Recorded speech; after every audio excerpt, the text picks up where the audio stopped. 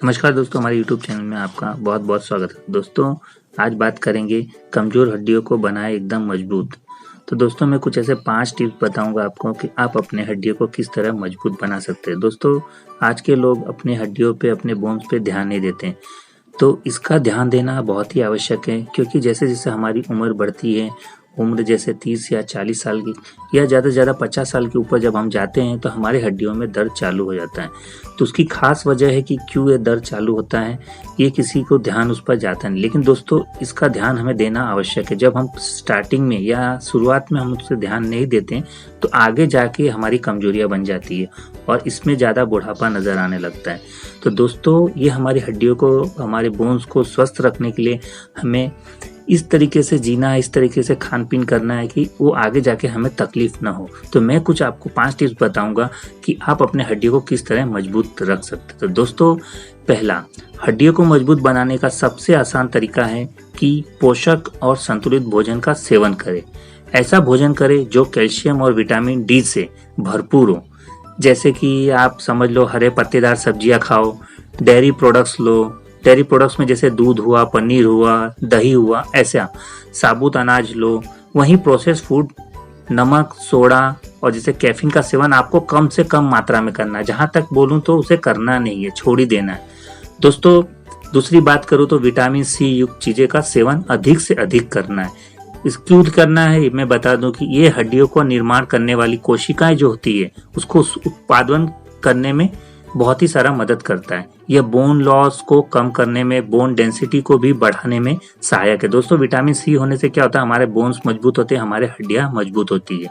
अब तीसरी बात की जाए तो जरूरी ना हो तो डाइटिंग करने से परहेज करना चाहिए, क्योंकि दोस्तों जरूरत से कम कैलोरी लेने से मेटाबॉलिज्म धीमा हो जाता है और जो हड्डियों का सेहत को नुकसान पहुंचाता है और उनकी डेंसिटी भी कम हो जाती है। हमें ज़्यादा डाइटिंग भी नहीं करना है कि ज़्यादा हमारा हद से ज़्यादा डाइटिंग करोगे तो आपकी कैलोरी कम होगी और उससे आपको थकान महसूस होगा और आपकी हड्डियाँ पे, बोन्स पे असर गिरेगा। तो हमें ज़्यादा से ज़्यादा कैलोरी कम वाली चीज़ें भी नहीं लेना है। तो चौथी बात की जाए तो दोस्तों, ऐसा देखा गया है कि जो लोग शारीरिक रूप से सक्रिय रहते हैं, मतलब मेहनती रहते हैं या एक्सरसाइज करते रहते हैं या नियमित एक्सरसाइज करते रहते हैं, उनकी हड्डियां आप देखोगे तो हमेशा मजबूत होती है। क्योंकि दोस्तों, जितना आप एक्सरसाइज करोगे, जितना आप सक्रिय रहोगे, उतना आपका हड्डियां हमेशा हिलते डुलते रहेंगे और उसकी वजह से आपकी हड्डियां मजबूत बनी रहेगी। इसके लिए आपको क्या करना है, टहलना है, दौड़ना है और पूरे दिनचर्या में कहीं ना कहीं आप बैठे हो या खड़े हो तो एक्सरसाइज करना है। ऐसे करने से क्या होता है, आपके शरीर में जो आपके बोन्स, हाथ पैर डोलते रहते हैं तो उनसे आपकी हड्डियां भी, बोन्स जो भी है वो मजबूत होते रहते हैं। तो ज्यादा करके आप विटामिन डी ले सकते हो। जैसे धूप में बैठे हो तो सुबह का जो धूप होता है, सुबह करीबन 9 बजे तक उसका धूप लोगे तो उससे भी आपको बहुत सारा फर्क गिरेगा, बहुत ही फायदा करेगा। पांचवी बात की जाए तो दोस्तों, दिन भर एसी में जो बैठे रहने से भी हड्डियां कमजोर होने लगती है।